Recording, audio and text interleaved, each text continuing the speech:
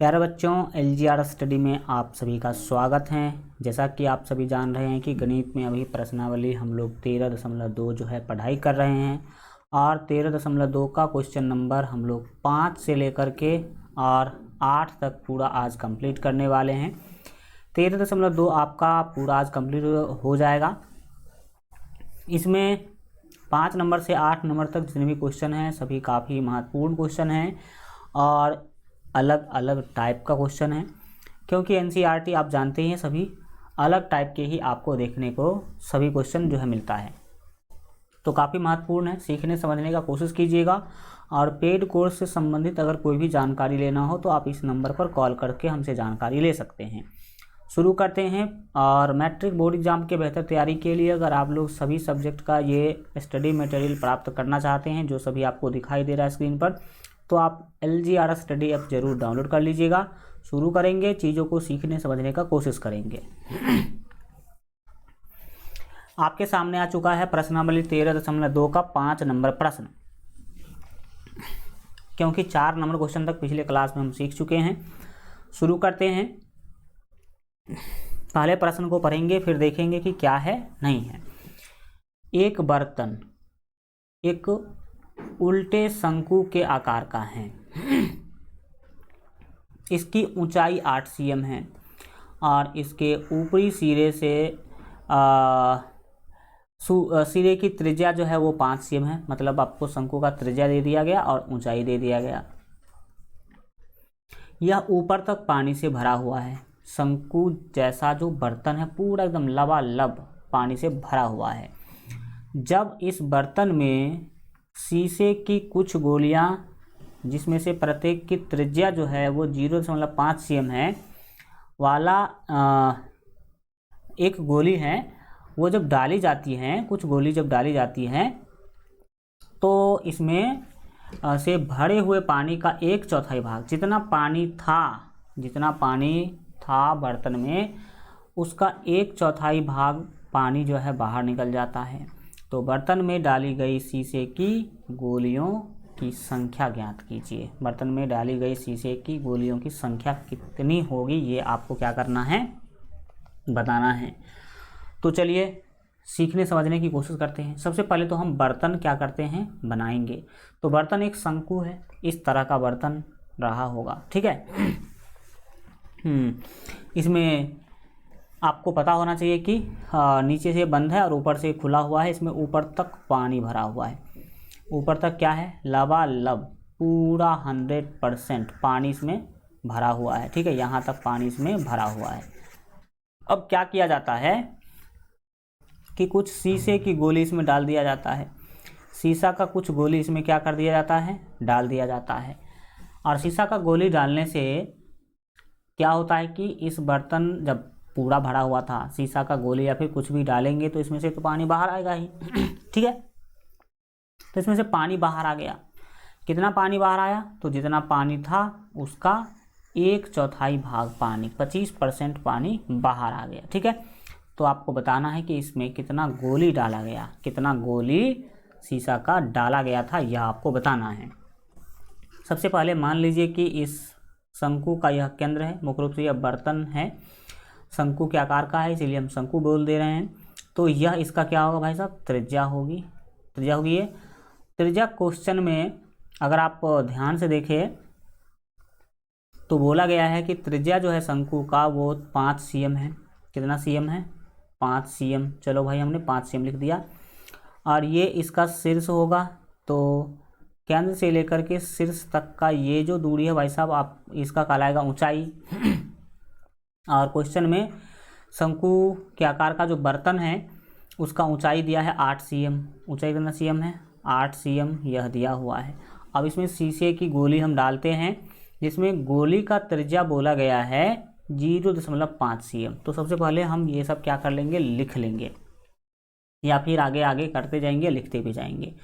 तो चलिए हम हल करते हैं। हम करेंगे क्या पता है आपको, हम क्या करेंगे कि इस बर्तन का आयतन निकाल लेंगे, फिर एक गोली का आयतन निकालेंगे और फिर कितना पानी बाहर आया वो पता करेंगे। और जितना पानी बाहर आया उसके आयतन को एक गोली के आयतन से भाग देंगे तो गोली का संख्या मिल जाएगा। देखिए स्टेप बाय स्टेप मेरे साथ। यहाँ पर जो शंक्वाकार बर्तन, इसको केवल शंकु बोल देते हैं हम। क्या बोल देते हैं? शंकु। ठीक है। तो यहाँ पर अगर देखा जाए तो बताइए कि शंकु की ऊंचाई कितना दी गई है। शंकु की जो ऊंचाई है इस क्वेश्चन में 8 cm दिया गया है। एवं साथ ही साथ, ये एवं है एंड आप बोल सकते हैं, शंकु की ऊंचाई और यहाँ पर त्रिज्या भी दिया गया है 5 cm। त्रिज्या कितना cm? 5 cm। त्रिज्या आपको 5 cm दे दिया गया है। तो आप शंकु का आयतन आराम से निकाल सकते हैं। तो लिखेंगे, अब देखिए शंकु का जो आयतन है वही होगा पानी का आयतन। वही किसका आयतन होगा? पानी का आयतन, क्योंकि शंकु में ही पानी भरा हुआ है। तो लिखेंगे हम डायरेक्ट पानी का ही आयतन लिख देते हैं। लिखेंगे इसीलिए पानी का आयतन। किसका आयतन? तो पानी का आयतन। तो आप ही प्यारे बच्चों बताइए कि पानी का आयतन जो है कितना होगा। तो सीधी सीधी बात है, पानी का आयतन अगर निकालने की बात करी जाए तो पानी शंकु के आयतन के बराबर होगा। तो शंकु का आयतन आप सभी जानते हैं 1/3 कितना होता है? 1/3 pi are square H. Pi are square H होता है, ये सूत्र है आपका। अब आप इसमें मान बैठाइए। तो मान बैठाएंगे तो फंडा सिंपल है, ये 1/3 तो 1/3 होगा ही होगा। पाई के बारे में कुछ नहीं बोला इस क्वेश्चन में, तो हम 22/7 लिख लेंगे। और आर स्क्वायर करना है। आर आप ध्यान से देखिएगा तो आपको पता चलेगा कि आर तो 5 cm है। तो यहाँ पर 5 × 5 हमें क्या करना होगा? लिखना होगा। और फिर गुने में ऊंचाई जो कि 8 cm है। अब मैं क्या करूँगा? तो कटने वाला यहाँ पर कोई भी नहीं है, तो ऊपर में 22 को 5 को और 8 को गुना करना पड़ेगा आपको। तो आप सभी को क्या करेंगे? गुना करेंगे। तो चलिए गुना करते हैं। आप सीधा समझ लीजिए कि 8 पंचे 40, ये अब बायां से हम गुना कर रहे हैं। इस 8 को 5 से गुना कीजिएगा तो 40, और 40 को फिर 5 से गुना कीजिएगा तो हो जाएगा 40 पंचे, आपको पता होना चाहिए कि 200।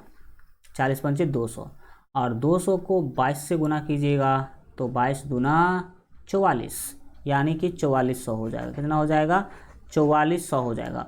और नीचे में आप देखिएगा तो 7 है और 3 है, तो 7 तिया कितना होगा प्यारे बच्चों? 21। इतना cm³ कुल पानी है इस बर्तन में, यानी कि शंकु के आकार का जो बर्तन है इसमें कुल पानी इतना है। अब हम गोली के बारे में बात करेंगे। देखिए कुल पानी इतना है, लेकिन इस पानी का 1/4 भाग बाहर गिर जाता है। तो बाहर निकले पानी का आयतन अगर हम अभी ही निकाल ले तो निकाल सकते हैं। कुल पानी इतना है, लेकिन इस पानी का 1/4 भाग बाहर निकलता है। इस कुल पानी का 1/4 भाग पानी क्या होता है? बाहर निकलता है। तो हम यह पहले निकाल लेते हैं कि कितना पानी बाहर निकला। कितना पानी बाहर निकला ये निकालने की कोशिश करते हैं। तो बाहर निकले पानी का आयतन हम ज्ञात करना चाहते हैं। लिखेंगे इसीलिए बाहर निकले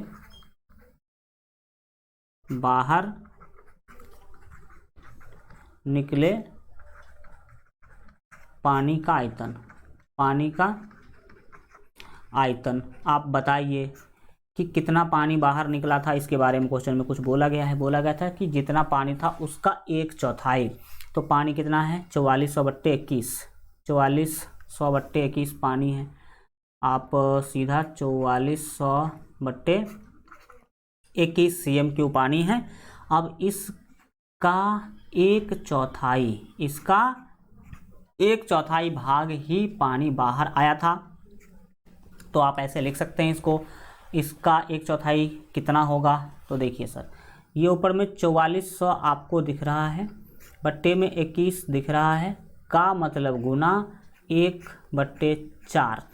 4 से आप इसको भाग करेंगे प्यारे बच्चों तो 4400 1100 हो जाएगा। कितना हो जाएगा? 1100। यानी कि कितना पानी बाहर आया? अगर इसका बात किया जाए तो आप सीधा सीधा बोल सकते हैं कि 1100/21 cm³ पानी बाहर आया। इतना cm³ पानी बाहर आ गया। अब हम एक गोली का आयतन निकालेंगे। चूँकि गोली का त्रिज्या 0.5 cm दिया गया है, क्या है तो लिखेंगे लिखेंगे अब गोली के त्रिज्या के बारे में लिखते हैं। लिखेंगे गोली क्या है तो गोला है। गोली की त्रिज्या कितना है भाई साहब बताइए आप। तो सर गोली की त्रिज्या है 0.5 cm। 0.5 को आप लोग 5/10 भी लिख सकते हैं अगर दशमलव हटाइएगा तब। फिर 5 × 5 और 5 दूना 10 हो जाएगा, यानी कि 1/2 cm है गोली की त्रिज्या। इसीलिए हम एक गोली का आयतन निकालना चाहते हैं। क्या निकालना चाहते हैं? एक गोली का आयतन। तो लिखेंगे इसीलिए एक गोली का आयतन बराबर एक गोली का आयतन। एक गोली का हम निकालना चाहते हैं आयतन। तो बताइए एक गोली का आयतन कितना होगा? गोली मतलब गोला, और गोला का आयतन निकालने का सूत्र होता है प्यारे बच्चों 4/3 πr3। πr3 ये फार्मूला है। तो 4/3 जो है वो तो रहेगा, पाई का मान 22/7 लेंगे और r³ करेंगे। तो यहाँ पे आ जाइए 4/3, पाई का मान 22/7 और r का मान 1/2 था भाई, 1/2 था। पावर 3 है इसीलिए इसको 3 बार लिखेंगे। 1/2 गुने 1/2 और गुने 1/2। इसको अब आप जोड़ घटाव गुना भाग कीजिए। तो क्या होगा? आप हल्का कलर चेंज कर लेते हैं। 2 से 4 में भाग दीजिएगा तो 2 मिलेगा। फिर इस 2 से इस 2 को भाग दीजिएगा तो ख़त्म। फिर आप इस 2 से 22 को भाग कीजिएगा तो कितना होगा? 11 होगा। कुछ समझ में आ रहा है? तो यहाँ पर ऊपर केवल 11 बचा, नीचे 7 गुने 3 बचा, यानी कि ऊपर देखा जाए तो 11 है, नीचे आपका 21 है। तो 11/21 cm³ एक गोली का आयतन है। इतना cm³ एक गोली का क्या है? आयतन है। अब इसीलिए हम गोली की संख्या निकालना चाहते हैं। तो लिखेंगे इसीलिए गोलियों की संख्या बराबर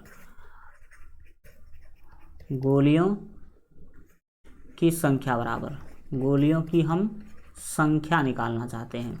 तो गोलियों की संख्या कैसे निकालेंगे भाई? जितना पानी बाहर आया था उसके आयतन को एक गोली के आयतन से भाग देना होगा। उसके आयतन को एक गोली के आयतन से क्या करना होगा? भाग देना होगा। तो हम उसका मतलब हम फार्मूला भी लिख ही देते हैं। बाहर निकले पानी का आयतन, क्या लिखेंगे? बाहर निकले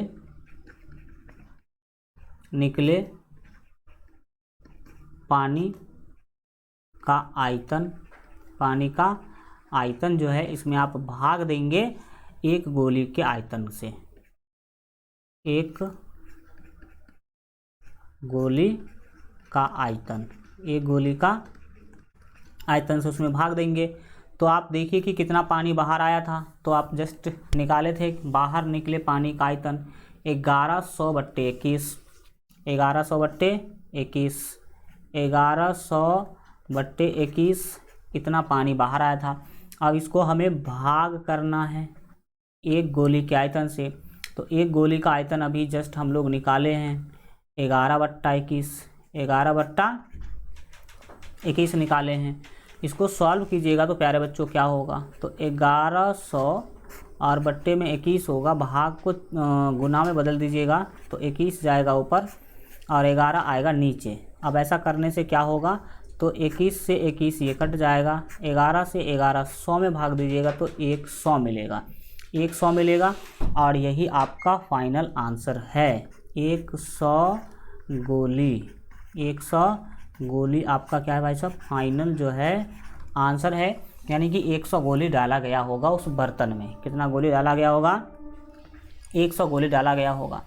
नेक्स्ट प्यारे बच्चों हम बढ़ेंगे अपने क्वेश्चन नंबर 6 की ओर। क्वेश्चन नंबर 6 क्या बोल रहा है कि ऊंचाई है 220 cm और व्यास है 24 cm वाले एक बेलन है, ठीक है, जिस पर ऊंचाई 60 cm और त्रिज्या 8 cm वाला एक अन्य बेलन आरोपित है।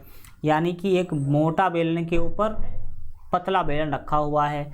ये लोहे का एक स्तंभ बना है, लोहे का खंभा बना हुआ इस तरह से। इस स्तंभ का द्रव्यमान ज्ञात कीजिए। आपको स्तंभ का द्रव्यमान ज्ञात करना है। इस क्वेश्चन में आयतन ज्ञात करने के लिए नहीं बोला गया है, द्रव्यमान यानी कि वजन ज्ञात करने के लिए बोला गया है। और एक चीज़ आपको दिया गया है कि 1 cm³ लोहे का जो द्रव्यमान जो है वो 8 ग्राम है। 1 cm³ लोहे का द्रव्यमान 8 ग्राम है, तो पूरे खंभे का वजन कितना होगा, यानी कि पूरे खंभे का द्रव्यमान कितना होगा ये बताना है।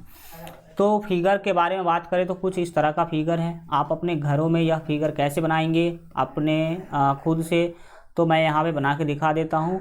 आप इस तरह का एक तो नीचे में मोटा बेलन ले लीजिएगा और फिर इसके ऊपर आपको क्या करना है, एक पतला वाला बेलन ले लेना है। ऊपर आपको क्या करना है, पतला वाला बेलन जो है बना लेना है और इस तरह से आपको रख देना है। तो ये आपको बना, ठीक है। ये तो पहले से हम डिज़ाइन कर रखे हैं ताकि आपको आराम से समझाया जा सके। यही चीज़ें क्वेश्चन में दिया गया है। आप देख सकते हैं यह बेलन है एक, जिसका जो व्यास है वो 24 cm दे रखा है। व्यास 24 cm है तो त्रिज्या इसका हो जाएगा 12 cm, वो ऑलरेडी निकाल दिए हम। इसके बाद 220 cm आपका ऊंचाई दिया गया है, इस वाले बेलन का ऊंचाई 220 cm। फिर अगले में बोला कि ऊंचाई है 60 cm, जो कि यहाँ पर हम दिखा दिए हैं कि छोटे वाले ऊपर वाला जो बेलन है उसका ऊंचाई 60 cm है और त्रिज्या है 8 cm, जिसको हम यहाँ पर दिखा दिए हैं।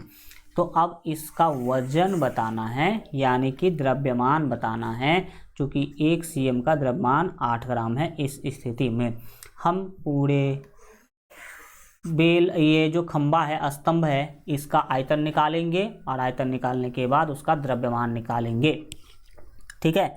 तो कैसे करना होगा ज़रा इस पर आप फोकस कीजिए। ये करने के लिए आप क्या करेंगे, इस वाले बेलन का आयतन अलग से निकाल लीजिए, इस वाले बेलन का आयतन अलग से निकाल लीजिए और दोनों को जोड़ दीजिएगा। पूरे खंभा का यानी कि पूरे स्तंभ का आयतन जो है हो जाएगा और फिर आप द्रव्यमान निकाल दीजिएगा। चलिए शुरू करते हैं। सबसे पहले बात करेंगे नीचे वाले जो बेलन है उसके बारे में। तो हम लिखते हैं निचले बेलन के बारे में, ठीक है। तो लिखेंगे निचले बेलन की, क्या लिखेंगे, निचले बेलन की ऊंचाई। निचले बेलन की अगर ऊंचाई का मैं बात करूं तो बताइए कितना होगा। तो सर निचले बेलन की जो ऊंचाई है, अगर मैं इसको H1 बोल दूं तो इसका ऊंचाई तो क्वेश्चन में 220 cm लिख ही रखा है, तो 220 cm है। और इसी बेलन की जो त्रिज्या है वो कितनी हो जाएगी, तो सर त्रिज्या जो है वो यहाँ पर मुझे मिलेगी 24/2, 24/2 यानी कि 12 cm। कितना cm, 12 cm। तो ये दो चीज़ आपको मिल गया, ऊंचाई और त्रिज्या। अब ऊंचाई त्रिज्या मिल गया तो इस बेलन का आप आयतन निकाल लीजिए। तो लिखेंगे इसीलिए निचले बेलन का आयतन बराबर, क्या लिखेंगे, निचले बेलन का आयतन। निचले बेलन का हम आयतन निकालना चाहते हैं क्योंकि हमें ऊंचाई और त्रिज्या मिल चुका है। तो बेलन का आयतन निकालने का प्यारे बच्चों सूत्र होता है πr², ठीक है। r को r1 बोल दिए हैं, तो πr² h होता है, तो πr1² h1। ये πr² h का आप काम करेंगे। पाई का मान ध्यान दीजिएगा तो क्वेश्चन में बोला है 3.14 लीजिए, तो यहाँ पर आपको 3.14 ही लेना है। एंड त्रिज्या देखिएगा तो 12 cm है, त्रिज्या क्वेश्चन में 12 cm है, तो हमें यहाँ पर 12 × 12 लिखना होगा क्योंकि उसका स्क्वायर है। फिर ऊंचाई देखिएगा तो ऊंचाई क्वेश्चन में 220 cm है। अब इसको आप सॉल्व करेंगे, सॉल्व करने में कुछ ज़्यादा बड़ा काम करना है नहीं, सबको गुना करना है, ठीक है। देखिए 12 गुने 12 144 होगा। 144 को आप गुना कर लीजिएगा पहले 220 से, ठीक है। तो हम जल्दी से जल्दी आपको कैलकुलेटर से कर देते हैं ताकि कम टाइम में ज़्यादा काम आपका हो जाए।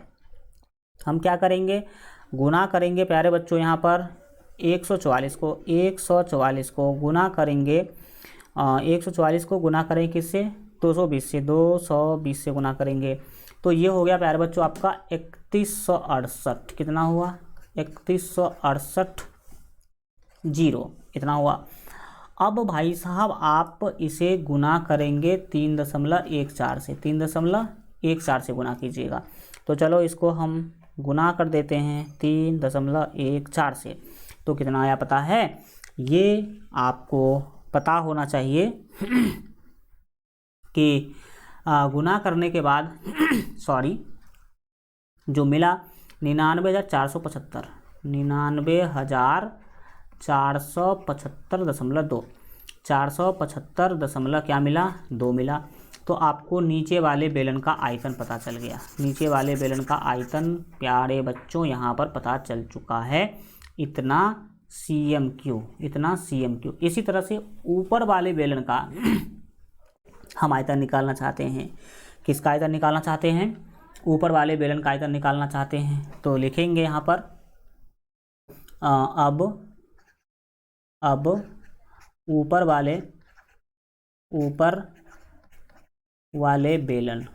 वाले बेलन की ऊंचाई को अगर h2 हम बोलते हैं तो आप बताइए ऊपर वाले बेलन की ऊंचाई कितना है, 60 cm दिया गया है। कितना cm, 60 cm। एवं ऊपर वाले बेलन की जो त्रिज्या है उसका नाम R2 देते हैं।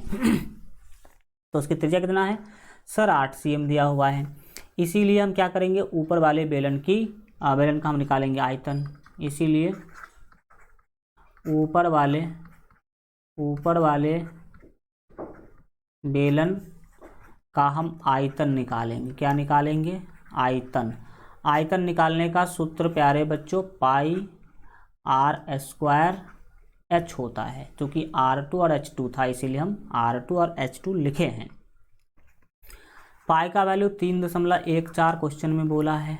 R का मान ऊपर वाले बेलन में आप देखिएगा तो 8 है। कितना है, 8। तो इसीलिए हमें यहाँ पर 8 गुने 8 लिखना हो, क्योंकि स्क्वायर है और ऊंचाई 60 cm है। शायद देख लेते हैं एक बार, ऊंचाई है 60 cm। यहाँ पर आप देख सकते हैं 60 cm ऊंचाई है इसका। तो ऊंचाई का मान तो हम 60 ही रखेंगे। तो चलो लिख देते हैं 60। अब देखिए 8 को 8 से गुना कीजिएगा तो 64 होगा। 64 को इस 60 से गुना करना है आपको, तो 0 होगा। 4 छक्के 24 का 4 हासिल 2, 6 छक्के 36, 37, 38। अब इसे गुना करना है 3.14 से। आप 314 से गुना कर लीजिएगा, 2 अंक पहले दशमलव लगा दीजिएगा। 38 40 को हमें प्यारे बच्चों गुना करना 3.14 से। तो ये भाई साहब आपको पता होना चाहिए कि ये 12,000 संता बना रहा है। कितना आ रहा है, ये जो आपका आ रहा है 12,057 एंड दशमलव में आपको मिल रहा है 6.6। इतना cm3 मिल गया ऊपर वाले बेलन का आयतन। तो अब पूरे आपको क्या करना है, यहाँ पर बोला गया था स्तंभ बना है, तो इस स्तंभ का द्रव्यमान ज्ञात कीजिए। तो पहले स्तंभ का आयतन हमें पता होना चाहिए। क्या होना चाहिए, स्तंभ का आयतन पता होना चाहिए। तो लिखेंगे इसीलिए स्तंभ का आयतन बराबर लिखेंगे स्तंभ, यानी कि बेलन, पूरे बेलन का आयतन हम निकालना चाहेंगे ना भाई साहब। तो लिखेंगे यहाँ पर इसीलिए स्तंभ का कुल आयतन, स्तंभ का हम कुल आयतन निकालना चाहते हैं। स्तंभ का कुल आयतन कितना होगा, तो नीचे वाले का जो आयतन है ऊपर वाले का आयतन दोनों जोड़ देंगे। नीचे वाले का आयतन 99,475.2, कितना 99,475.2 है। तो वो हम यहाँ पर लिख देते हैं भाई साहब 99,475.2 और इसमें जोड़ना है ऊपर वाले का आयतन जो कि है 12,057 और 0.6। इसको जोड़िए भाई साहब जल्दी जल्दी जोड़िएगा तो क्या होगा, ये दशमलव के बाद देखिए 6 और यहाँ पर दशमलव के बाद 2 है, तो 6 2 कितना हो गया 8 हो गया। फिर आप दशमलव ले लेंगे, फिर 7 और ये 5, 12 का हो जाएगा 2 हासिल 1 और क्या होगा ये 5 और फिर यहाँ पर 7, 12 और फिर हासिल 1, तो ये हो जाएगा 13। 2 जोड़ लिया हम लोगों ने, फिर ये 0 और यहाँ पर 3 नंबर पर 4 है, तो ये 4 ही होगा और हासिल 1 था तो 5 हो जाएगा। एंड यहाँ पर आप देखेंगे तो 2 और 9, 11 का 1, 2 और 9 11 का 1 हासिल कितना 1, 1 और 9 10 और 1 आपका हो जाएगा 11, यानी कि 11,532.8 cm3 ये कुल आपका आयतन हुआ।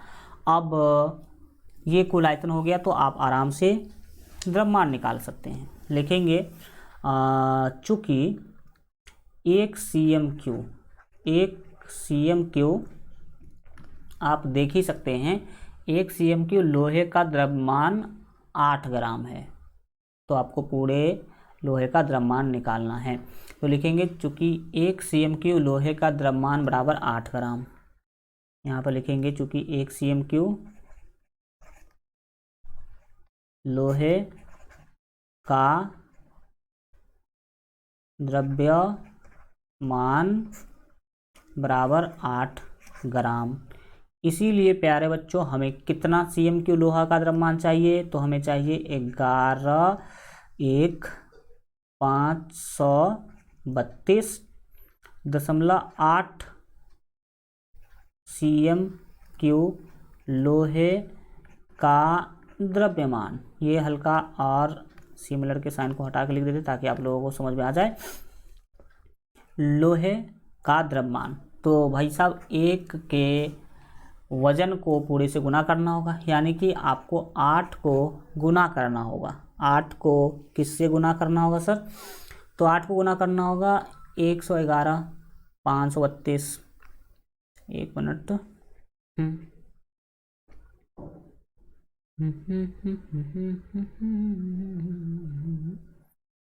एक मिनट भाई साहब, 532.8 होना चाहिए। बिल्कुल ठीक है, 532.8 532.8 को हमें गुना करेंगे तो इतना ग्राम मिलेगा। इतना क्या मिलेगा, ग्राम। क्योंकि जब इतना बड़ा अमाउंट है तो ग्राम में रखने की कोई ज़रूरत नहीं है, इसे हम बदलना चाहेंगे केजी में। किस में बदलना चाहेंगे, केजी में बदलना चाहेंगे। तो पहले तो आप इसको गुना कीजिए। गुना करने के बाद हम डिसाइड करेंगे केजी में बदलने का। तो सीधी सीधी बात है भाई साहब, आपको 8 से गुना करना होगा इसे।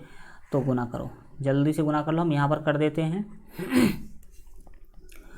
अगर आप इसको गुना करना चाहते हैं, एक मिनट रुक जाइए, 111 और 532 532.8 532 कितना है 8 है। अगर आप इसे गुना करेंगे 8 से गुना करिएगा तो जो आपको मिलने वाला है वो 8 और 92,262, यानी कि आप ऐसे बोल सकते हैं 8 92,262 262.4 ये ग्राम में है। लेकिन ग्राम को प्यारे बच्चों हमें बदलना है केजी में, तो इसीलिए केजी में बदलने के लिए इसे 1000 से भाग देना होगा, तो इतना केजी हो जाएगा।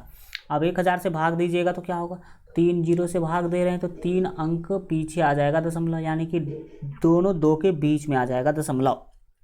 तो यहाँ पर हम 8 9 2 और 0.262 बोल सकते हैं, लेकिन लास्ट वाले 2 को आप हटा भी दीजिएगा तो कोई दिक्कत नहीं है। इतना केजी आंसर आपका हो जाएगा लगभग में, ठीक है। तो यहाँ पर आपने क्या देखा कि किस तरह से हम द्रव्यमान जो है ज्ञात कर सकते हैं। आप लोग सिस्टमेटिक इस तरह से काम कीजिएगा। नेक्स्ट क्वेश्चन बात करेंगे हम लोग 7 नंबर क्वेश्चन का। 7 नंबर क्वेश्चन है कि एक ठोस में ऊंचाई 120 cm और त्रिज्या 60 cm वाला एक शंकु सम्मिलित है, जो 60 cm त्रिज्या वाले एक अर्धगोले पर आरोपित है। मतलब एक अर्धगोला है, ठीक, और अर्धगोला के ऊपर एक शंकु है, जैसा कि यहाँ पर बोला गया है। ठीक है, क्या बना, अर्धगोला के ऊपर एक शंकु, जिसका भाई त्रिज्या वगैरह सब कुछ दिया हुआ है। अब आगे क्या बोला, इस ठोस को पानी से भरे हुए एक लंबवृत्तीय बेलन। अब कोई बेलन है, मान लीजिए इधर बना लेते हैं, बेलन है। इस बेलन के बारे में बोला गया है कि यह पानी से पूरा भरा हुआ है, और फिर इस ठोस को पानी से भरे हुए एक लंबवृत्तीय बेलन में इस प्रकार सीधा डाल दिया जाता है कि यह बेलन की तली को स्पर्श करे। ये उठा करके पूरे बेलन में डाल दिया जाता है और पूरा डूब रहा है, पूरे ये वाला भाग जो है तली में जाके सट गया है। अब आप बताइए कि यह बेलन पहले पानी से भरा था, ये आप इसमें डाल देते हैं तो क्या होगा, इसमें से पानी बाहर आएगा। पानी क्या होगा प्यारे बच्चों, बाहर आएगा। पानी बाहर आएगा, कितना पानी बाहर आएगा, तो जितना इसका आयतन होगा उतना पानी बाहर आएगा। अब आपको आगे बोला गया है कि यह बेलन की यदि बेलन की त्रिज्या 60 cm है और ऊंचाई 180 cm है, तो बेलन में शेष बचे पानी का आयतन ज्ञात कीजिए। सिंपल है, बेलन का आयतन निकाल लेंगे, इसका आयतन निकाल लेंगे, बेलन के आयतन में से इसका आयतन घटा देंगे, क्योंकि जितना इसका आयतन है उतना ही पानी गिरा होगा, तो बेलन के आयतन में से इसका आयतन घटा देंगे तो आपको आंसर मिल जाएगा। इसी चीज़ों को हम यहाँ पर सुंदर से फिगर में दिखाए हैं, जो यहाँ पर आपको दिख रहा है, पूरा सिस्टमैटिक यही फंडा हमने यहाँ दिखाया है। देख सकते हैं यहाँ पर आप इस वाले फिगर में कि एक बेलन है, बेलन में हमने ये अर्धगोला वाला शंकु वाला जो ठोस है वो डाल दिया है। डाल देने से आप देख सकते हैं इसका सब लंबाई चौड़ाई भी हमने लिख दिया है कि जो आपका शंकु है और जो अर्धवृत्त है उसका अर्धगोला उसका त्रिज्या 60 cm है और उसका ऊंचाई है 180 cm, 180 cm नहीं, इस 180 cm तो इसका ऊंचाई है बेलन का, और बेलन की त्रिज्या भी 60 cm ही है, बेलन की त्रिज्या भी 60 cm ही है। एंड बात करी जाए तो आप देख सकते हैं कि शंकु का ऊंचाई है 120 और ये वाला हो जाएगा 60, ये वाला कितना होगा 60। अभी देखिए मैं आपको समझाता हूँ, सब कुछ तो दिया ही है, तो हमें अलग से लिखने की कोई भी ज़रूरत इस वाले क्वेश्चन में फ़िलहाल नहीं है। सबसे पहले हम क्या करेंगे, तो हल जब करना शुरू करेंगे तो यहाँ पर आप देखिए 3 चीज़ दिया गया है। कितना चीज़, 3 चीज़। एक तो है बेलन, एक है शंकु और एक है अर्धगोला। शंकु के साथ क्या है, एक अर्धगोला है कि नहीं, बोलिए यस। तो हम तीनों का अलग अलग आयतन निकालेंगे, शंकु का अलग निकालेंगे, अर्धगोला का अलग निकालेंगे, बेलन का आयतन अलग निकालेंगे। ठीक है, तो हम पहले बात करते हैं शंकु के बारे में। किसके बारे में, शंकु के बारे में। तो यहाँ शंकु का सब जानकारी पहले लिखना होगा, लिखेंगे यहाँ शंकु, कौन चीज़, तो शंकु की ऊंचाई बताइए कितना है, शंकु की ऊंचाई कितना है, तो क्वेश्चन में लिख ही रखा है कि शंकु सम्मिलित है जो 60 cm त्रिज्या वाली है, एंड एक ठोस इतना 120 cm और 60 cm त्रिज्या। देखो हाँ, एक मिनट, हाँ बिल्कुल ठीक है। एक ठोस ऊंचाई 120 cm और त्रिज्या 60 cm वाला एक शंकु, हाँ यानी कि शंकु का ऊंचाई है 120 cm, शंकु का ऊंचाई है 120 cm, जो कि हमने फिगर में दिखा भी दिया है, वेल डन, पहले से ही दिखाया है। तो ऊंचाई इसका हो गया 120 cm एवं शंकु का अगर हम त्रिज्या के बारे में बात करें तो शंकु का त्रिज्या भी दिया 60 cm वाला एक शंकु, यानी कि त्रिज्या यहाँ पर आपको 60 cm दे रखा है।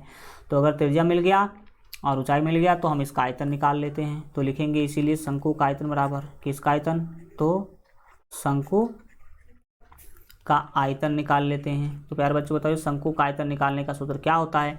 तो शंकु का आयतन निकालने का सूत्र जो होता है मेरे प्यारे बच्चों वो 1/3 and pi are square H होता है। क्या होता है, पाई आर स्क्वायर एच होता है। मान बैठा ये आप 1/3 तो लिखेंगे ही लिखेंगे, पाई का मान 22/7 लिखेंगे ही लिखेंगे। आर अगर देखा जाए तो 60 है, तो आप 60 × 60 लिख लीजिए, 60 × 60 लिख लीजिए। और एच जो ऊंचाई है वो 120 cm है, तो हम यहाँ पर 120 भी क्या कर लेंगे, लिख लेंगे। ज़रा कायदे से लिखते हैं, अच्छा से लिखते हैं। ये 120 आपको दिया गया तो 120 लिख लेंगे। अब आप इसको सॉल्व कीजिए। सॉल्व करने के लिए जब जाइएगा तो उसमें ज़्यादा कुछ आपको सॉल्व नहीं करना है। फिलहाल आप 3 से 120 को भाग दीजिएगा तो 40 मिलेगा, क्योंकि 4 × 12, ठीक। तो आपको ये मिला। हम क्या करना चाहते हैं ज़रा वो समझिए। हम करना यूँ चाहते हैं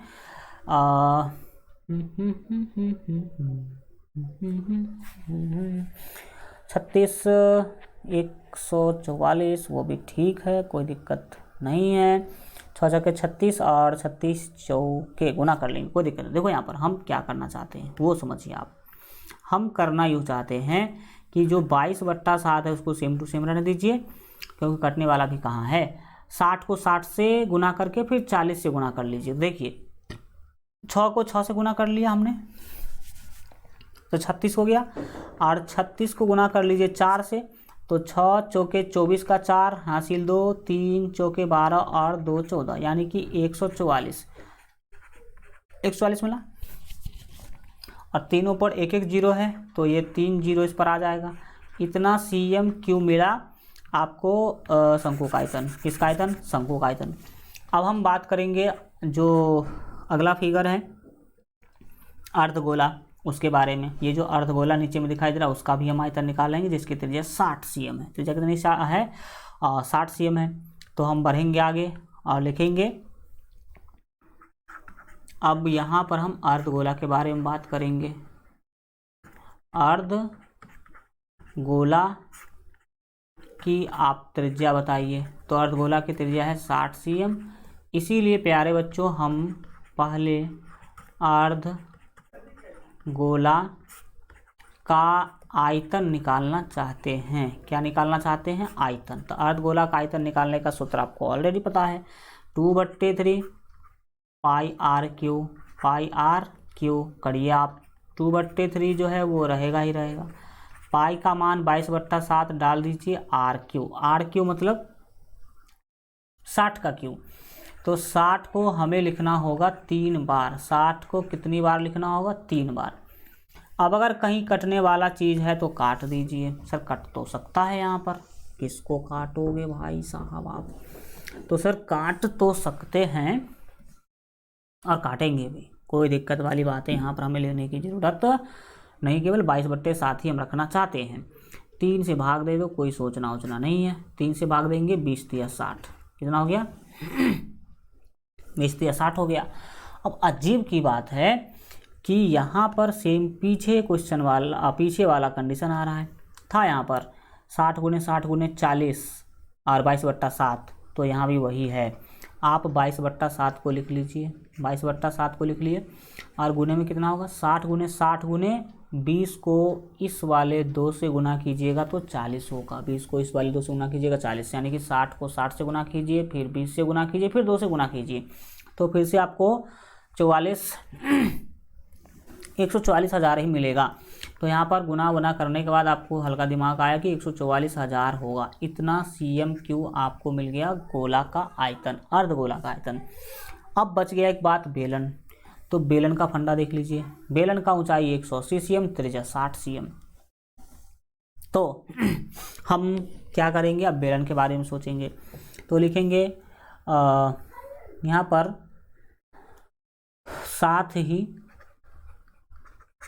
साथ ही नहीं साथ हम क्या करेंगे, तो साथ ही बेलन का आयतन भी निकालना सोच रहे हैं तो हम बेलन के बारे में बात करेंगे। साथ ही बेलन, आप बताइए बेलन की ऊंचाई कितनी है?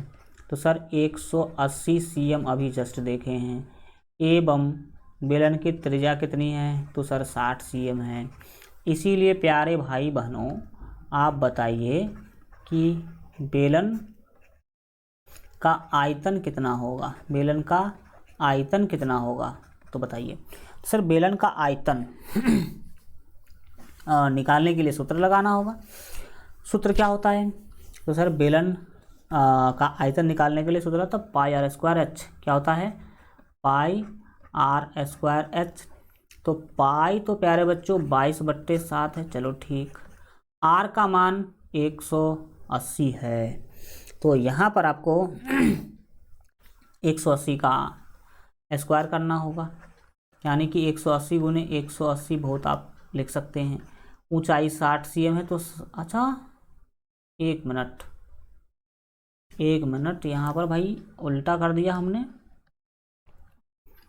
ये ना हो, क्या हो सो देखो यहाँ पर आर मतलब त्रिज्या तो 60 है, तो 60 गुने 60 होगा ना, 60 गुने 60 होगा। और ऊंचाई 180 है तो 180 तो एक ही बार लिखेंगे। अब क्या होगा यहाँ पर सो समझिए। आप 22/7 लिख लीजिए और 60 को 60 से गुना कीजिए, फिर 180 से गुना कीजिए। तो मैं कर देता हूँ, देखिएगा कि क्या होने वाला है। सीधी बात है। 6 को 6 से गुना करेंगे तो 36 मिलेगा, और फिर इसको गुना कर दो आप 18 से। पहले तो 36 को 18 से गुना कर दीजिए तो 668 नहीं 48 कितना मिलेगा? तो आपको मिलेगा यहाँ पर गुने में 648 कितना? तो 648 मिला। लेकिन तीनों पर एक एक जीरो है तो 3 जीरो यहाँ पर डालना होगा, 3 जीरो डालना होगा। इतना cm क्यों मिल गया आपको? किसका आयतन? तो बेलन का आयतन। अब आपको क्या निकालना था? आपको निकालना था कि कितना पानी बाहर आया, कितना पानी बाहर आया सो वो नहीं निकालना था, कितना पानी बचा वो निकालना था। ये जो आपका बेलन है पूरे पानी से भरा हुआ था, ऐसा क्वेश्चन में बोला गया है। अब आपने इसमें ये शंकु और अर्धगोला वाला जो ठोस है वो डाल दिया, तो क्या होगा? इस शंकु और अर्धगोला को मिला करके जितना आयतन होगा उतना पानी बाहर निकल गया होगा और शेष पानी अंदर बचा होगा। तो हम क्या करेंगे? बेलन के आयतन में से शंकु का आयतन और इस अर्धगोला दोनों का आयतन घटाएंगे। दोनों का आयतन क्या करेंगे? घटाएंगे। तो चलिए घटाने के लिए हमें क्या करना होगा देखिएगा। सीधी बात है। हम डायरेक्ट अब लिखेंगे बेलन में शेष बचे पानी का आयतन। तो लिखेंगे इसीलिए बेलन में शेष बचे पानी का आयतन। पानी का आयतन कितना होगा वो हम जानना चाहते हैं। तो बताइए आप, सीधी बात है कि बेलन का आयतन कितना निकला? तो 22/7 गुने 648,000। 22/7 गुने 648,000। तो यहाँ पर हम क्या करेंगे? 22/7 गुने 648,000 लिख लेंगे। फिर इसमें से हमें घटाना है। क्या घटाना है? दो चीज़ घटाना है। एक तो घटाना है हमें शंकु का आयतन और दूसरा घटाना है अर्धगोला का आयतन, और दोनों का आयतन सेम है। दोनों का आयतन प्यारे बच्चों यहाँ पर सेम है। 22/7 गुने 144,000। तो हमें दो बार घटाना होगा। 22/7 एंड 22/7 गुने 144,000। 144,000 और फिर घटाना होगा 22/7 गुने 144,000। दो बार हमें एक घटाना पड़ा। अब आप देख पा रहे हैं कि 22/7 तीनों में कॉमन है, तो हम 22/7 कॉमन ले लेंगे और क्या करेंगे सर? तो और हम इस बाकी को जोड़ घटाव करेंगे। तो जो है कितना? ये 648,000 और माइनस 144,000 और माइनस 144,000। ठीक है। अब आप क्या कीजिए, कि जो 22/7 है उसको सेम टू सेम लिखिए और इधर ये जोड़ घटाव कीजिए। आपको सीधा सीधा क्या करना है कि जो आपका 648 है, 648 है, उसमें से 2 बार 144 घटा लीजिए। तो हम घटाते हैं 144 और फिर घटा देते हैं 144, तो 360 मिलेगा। कितना मिलेगा आपको? जो यहाँ पर मिल रहा है वो 360 मिल रहा है। 360 पर आपको 3 जीरो डालना होगा। कितना जीरो? 1 2 3 जीरो, क्योंकि सभी में 3 जीरो लगे हुए हैं। अब यही आपका फाइनल आंसर है जनरली। अब 3600 यानी कि 3,60,000 को 22 से गुना करना होगा। 3,60,000 को क्या करना होगा प्यारे बच्चों? इस पर 3 जीरो है। अरे भैया मेरे, गुना कर लो भाई। आप 36 को 22 से डायरेक्ट गुना कर लो। 22 गुने 36, तो यहाँ पर आपको मिला 792। 22 को 36 से गुना कीजिएगा तो 792 आपको मिलेगा। और इस पर ऑलरेडी 4 जीरो है, तो आपको भी बैठाना है 4 जीरो। बैठाना कितना जीरो? तो 4 जीरो, 1 2 3 4 और बट्टे में है 7। तो अब ऊपर वाले को 7 से भाग देना होगा। किससे भाग देना होगा? 7 से। यानी कि 792 और 4 जीरो है इस पर, इसको भाग देना है 7 से।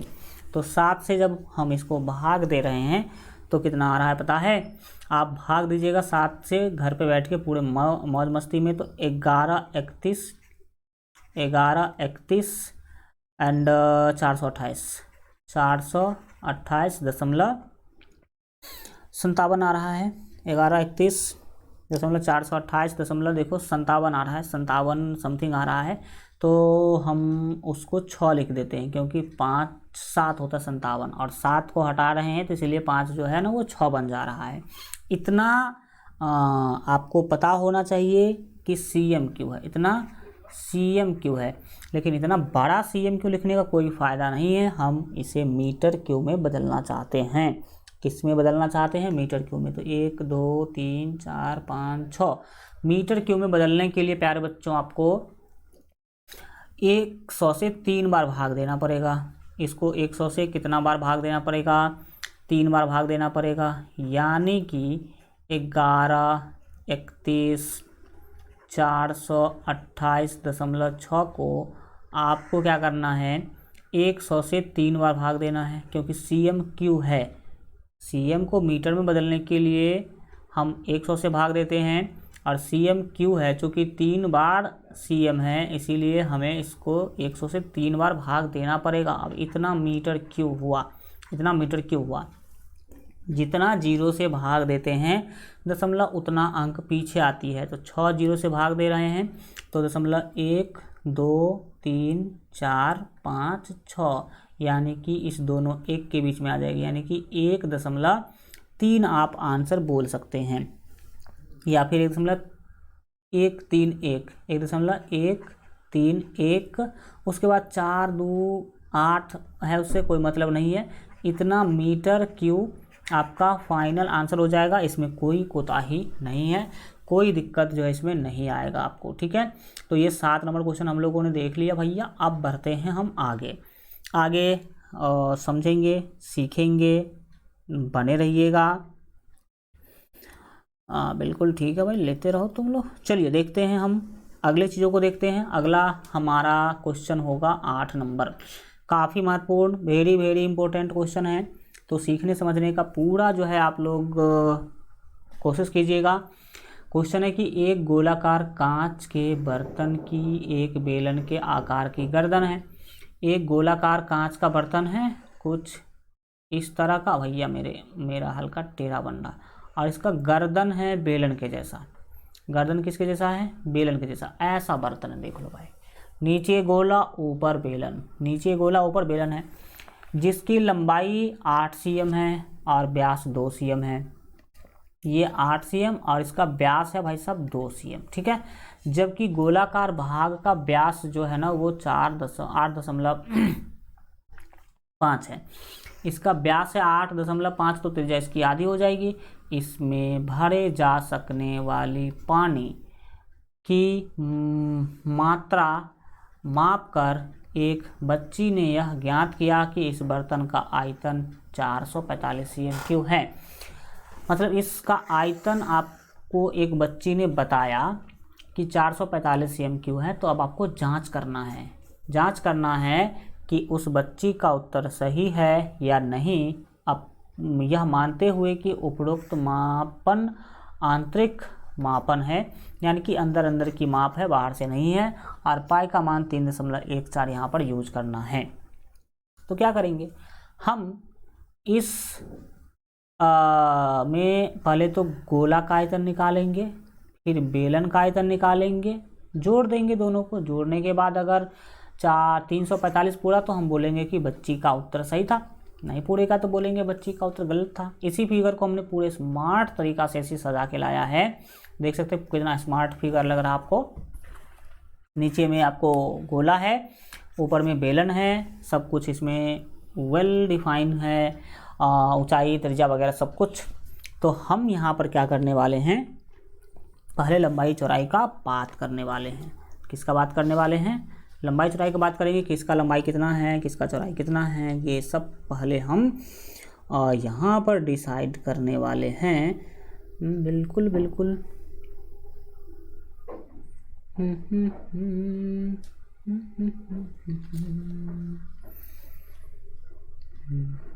गोला बेलन बिल्कुल ठीक ही जाएगा, कोई दिक्कत वाली बात यहाँ पर आने को है नहीं। क्या करेंगे देखिए, हम यहाँ पर जो भी चीज़ है उसको लिखेंगे। जब हम हल करने के लिए जाएंगे तो जो दिया है पहले उसको लिखेंगे। यहाँ अगर देखा जाए तो प्यारे बच्चों, आप बता सकते हैं कि जो बेलन है, यहाँ बेलन, कौन चीज़, बेलन की जो त्रिज्या है इसको हम R1 बोल देते हैं। तो भाई बिल्कुल ठीक है। बेलन की त्रिज्या को अगर R1 बोले हैं तो इसकी त्रिज्या कितनी होगी भाई, कितनी होगी बेलन की त्रिज्या? तो बेलन की त्रिज्या हो जाएगी 2/2 बराबर 1 cm। बोलो क्यों? क्योंकि इसका व्यास 2 cm है।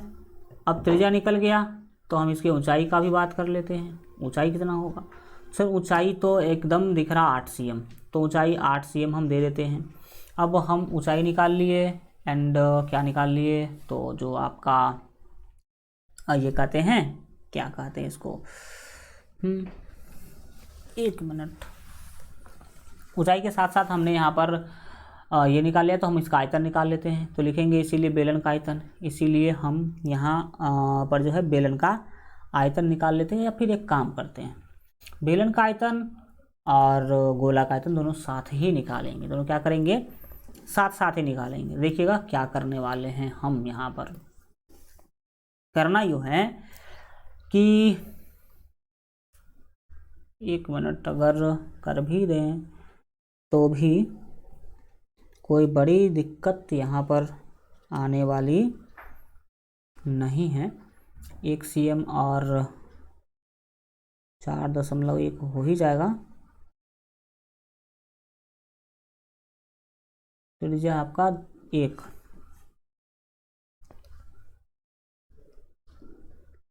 अच्छा वो है, ठीक ही है।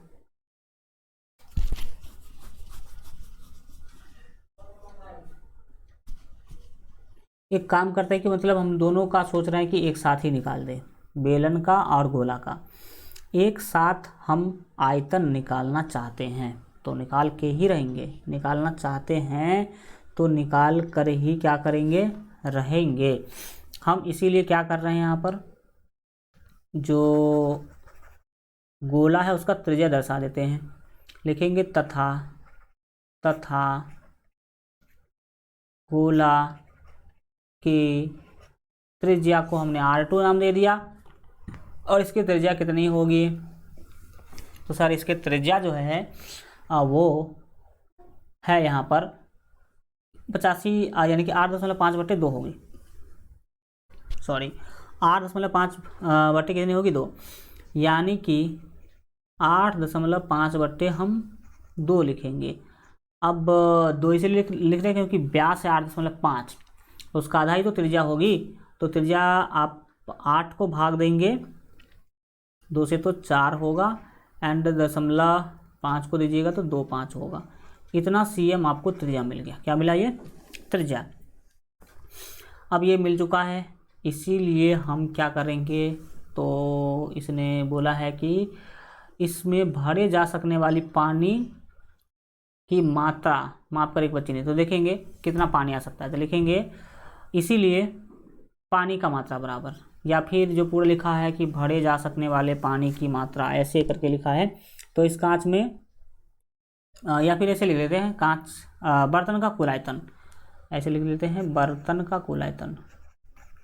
बर्तन का जो कुल आयतन है वो हम यहाँ पर निकालना चाहते हैं। तो बर्तन का कुल आयतन निकालने के लिए क्या करना होगा, गोला का आयतन और प्लस में करना होगा बेलन का आयतन। तो हम यहाँ पर लिख देते हैं गोला का आयतन, गोला का आयतन, गोला का आयतन और प्लस बेलन का आयतन, बेलन का आयतन। बेलन का क्या निकालेंगे भैया मेरे, आयतन निकालेंगे।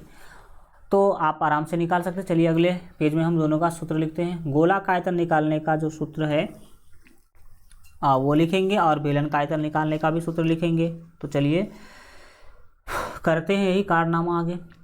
तो भैया मेरे गोला का जो त्रिज्या है R2 है, वो आप ध्यान में रखेंगे, ठीक है। तो गोला का आयतन कितना होता है 4/3, 4/3 पाई R3। तो चूँकि R2 था इसीलिए हमने R2 का क्यू किया है, और इसमें जोड़ेंगे बेलन का आयतन। तो बेलन का आयतन निकालने का जो सूत्र है वो आप सभी जानते हैं कि पाई R² H होता है। तो पाई तो वही ठीक है चलो, और R² H, R यहाँ पर हम इसका R जो है ना 1 माने थे, तो पाई R² H रखना है हमें। आप एक काम सोच सकते हैं कि पाई दोनों जगह पे हैं, तो हम पाई ले लेते हैं कॉमन। पाई अगर आप कॉमन ले लीजिएगा तो यहाँ पर क्या क्या बच जाएगा, ज़रा आप दिमाग लगाइए। 1 मिनट में आप हमें कुछ रिजल्ट दीजिए कि क्या हो सकता है, नहीं हो सकता है, ठीक है। तो हमें पता चला कि पाई कॉमन ले लेंगे तो 4/3 और R2 का क्यू बचेगा। यहाँ पर ये क्यू है भाई साहब, क्यू है, ये मेरा अपना क्यू है, ये पावर 3 आप कह सकते हैं। एंड प्लस में पाई कॉमन आपने ले लिया है, तो R1 का स्क्वायर और H ही बचेगा। अब आप सबका मान बैठाइए, मान बैठाने जाएंगे। पाई का मान 3.14 होगा, फिर आप इधर 4/3 जो है वो उसको लिख लीजिए, गुने में R2 का क्यू। R2 है कितना भाई साहब, तो R2 है 4.25। R2 कितना है, तो R2 है सर 4.25 है।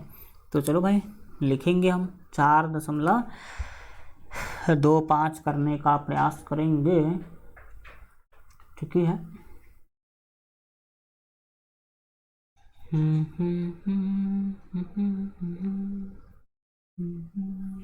चलिए तो 4.25 का क्यों करेंगे, आ जाओ भाई। हम 4.25 का पावर 3 लिखेंगे, एंड प्लस में यहाँ पर R1² गुने H करेंगे। तो देखो भाई कि R1 कितना है, तो R1 यहाँ पर आपको दिखेगा 1 और H दिखेगा 8, यानी कि 1 गुने 8 करना होगा। 1 गुने यहाँ पर आपको 8 करना होगा। सिंपल फंडा है, देखने की कोशिश करें। 3.14 बाहर लिखा होगा अभी। एंड अगर अंदर के बारे में हम बात करें भी तो सेम ही लेके अभी चलना है। आप क्या करेंगे, 4/3 रहने दीजिए और 4.25 को 3 बार गुना कीजिए। पहले 4.25 कीजिएगा, फिर इसको गुना कर लीजिएगा 4.25 से, और फिर जो भी आए आप उसको गुना कर दीजिए 4.25 से। तो हम हल्का फास्ट कर देते हैं ताकि आपका कम समय में हो जाए। अच्छा ट्रांसफ़र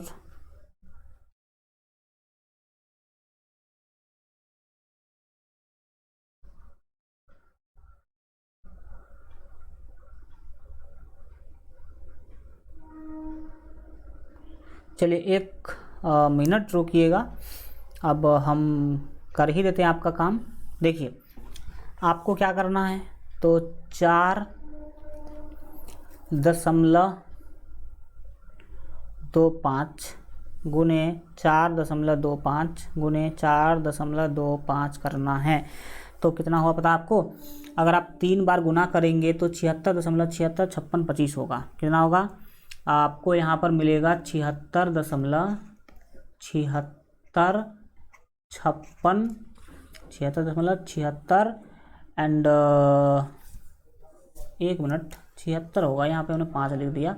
अगर आप गुना करते हैं इसको तो 76.76 76.76 56 और 25, 76.7656 और प्लस में ये वाला आपका 8 होगा। प्लस में कितना होगा? 8। अब आप क्या करिए, तो ये जो मिला है इसको आप 3 से भाग दे दीजिए। कितना से भाग देना भाई साहब आपको?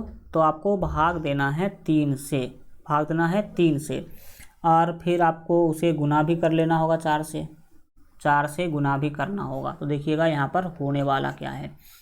यहाँ पर सीधी सीधी बात तो यह है कि बिल्कुल 441.17। देखिए अगर आप भाई साहब मेरे बातों को समझिए, ये 3.14 आपको दिख रहा है। यहाँ पर आप अगर 4 जोड़ भी देते हैं तो भी तो भाई वही बात आ रहा है।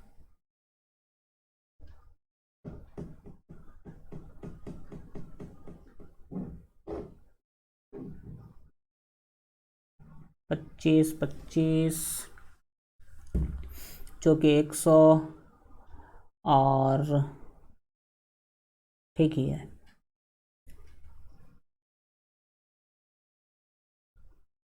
और फिर इसमें लास्ट में जोड़ देना हमें 8। देखिए ज़रा चीज़ें क्लियर हो चुका है कि आप ये कोष्ट रहने दीजिए, अभी कोष्ट रहने दीजिए। 3 से इसको भाग दीजिएगा, 3 से ये जो आपको दिखाई दे रहा है 76 ये दशमलव हल्का और हाईलाइट कर देते हैं। 1 मिनट भाई, हाईलाइट के चक्कर में और लो लाइट हो गया। ये देखिए 76 अरे भाई साहब 1 मिनट रुको। देखिए ये हम ऐसे एकदम आराम से पढ़ेंगे चीज़ों को, कभी दिक्कत वगैरह नहीं आएगी आपको। ये दशमलव आप समझने की कोशिश करें। 76.765625 को 3 से भाग दीजिए और फिर इसको गुना कर दीजिए आप 4 से, गुना कर दीजिए 4 से। तो कितना आएगा पता है? इसको अगर आप 4 से गुना कीजिएगा और 3 से भाग दीजिएगा तो ये 102। कितना? तो 102 और दशमलव आपको यहाँ पर मिलेगा 3541। कितना मिलेगा? 102.3541 लिख ही देते हैं। 3541 666 और 666 को हम 7 लिख देंगे। 666 के कितना लिख देंगे? 7। और फिर आप इसमें जोड़ेंगे 8। इसमें कितना जोड़ेंगे? 8। और फिर इसको गुना करेंगे। ये इतना बड़ा लंबा चौड़ा गुना आपको करना पड़ेगा। 3.14 है तो 14 होगा, कोष्ट हटाएंगे तो गुना 108 सॉरी 8 में आप यहाँ पर 102 में 8 जोड़ने वाले हैं। 102 में आप 8 जोड़िएगा तो ऑब्वियसली 110 हो जाएगा। 110.35417 35417। अब आप इसको गुना कर लीजिए, जो भी मिला आपको इसको आप क्या कर लीजिए? गुना कर लीजिएगा। ठीक है, इसमें एक काम हम कर दे रहे हैं आपके लिए। अरे भैया आ जाओ, +8 कर दे रहे हैं तो 110 ठीक ही है भाई। ओह चलिए, इसको अब क्या करना है आपको? तो 110.35 को 3.14 से गुना करना है। ये लंबा चौड़ा गुना आपको करने पड़ेंगे, तब जाके आपको आंसर मिलेगा। और इसको जब आप गुना कीजिएगा तो जो मिल रहा है वो हमें यहाँ पर 110.35417 और गुने 3.14। तो यहाँ पर जो गुना करने के बाद प्यारे बच्चों आ रहा है ना, वो आ रहा है 346 .51 346.51 cm स्क्वायर, 51 cm स्क्वायर, ये आंसर आ रहा है।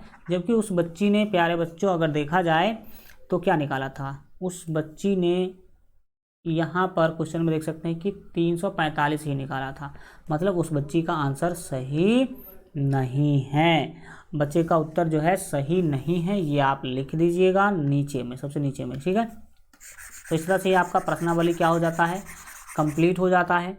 मिलेंगे फिर हम लोग अगले प्रश्नावली 13.3 में पूरे मस्ती के साथ। आप लोग भी आइएगा, चीज़ों को सीखने समझने का कोशिश करेंगे। Thank you so much, goodbye, take care.